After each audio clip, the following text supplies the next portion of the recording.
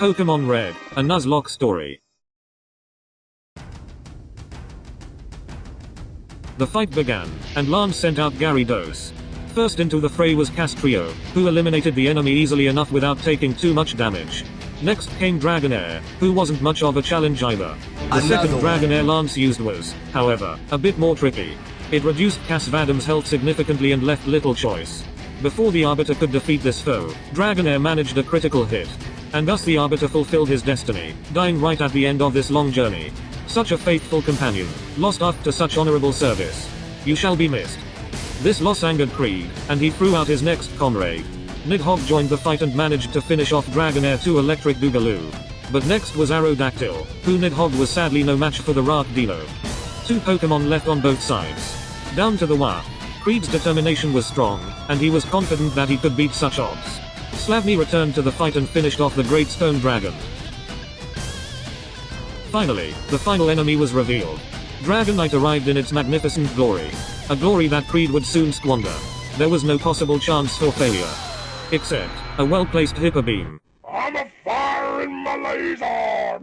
With one good strike, Slavny was defeated. But not before raining a flood of damage onto the enemy.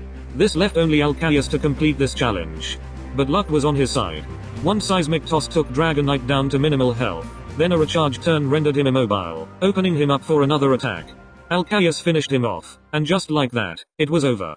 But this left Creed with a moment of clarity. He had conquered the Elite Four, but had sacrificed his closest allies to do so. His conquest had blinded him to the horrors of his actions. His friends were dead, Princess Ivy was left without her mentors, and Alcaius was the sole survivor.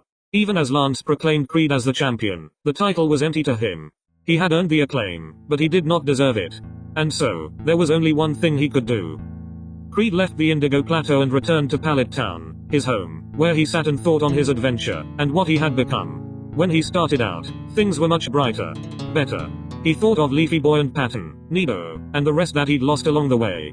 They deserved a better companion, and he knew he would need to be better himself if he wanted to be worthy of the title of champion. He could not accept such honor. So he did the next best thing. He released his other comrades, sending them along to find new trainers who would make better use of them in their own Nuzlocke missions. All except Ivy and Alcaius. For the latter, he sent him to the neighboring region to work in the Goldenrod City department store warehouse. A good job that he would make the most of. As for Ivy, Creed chose to keep the princess close until such a time when she would be ready to help someone else. The Leaf Kingdom would rise again one day. And finally, there was but one more thing he had to do. Alcaius would be sent to the Johto region with an important message. He only needed to say his farewells. You have my thanks for standing by him to the end. Hard to believe he's dead. Were it so easy.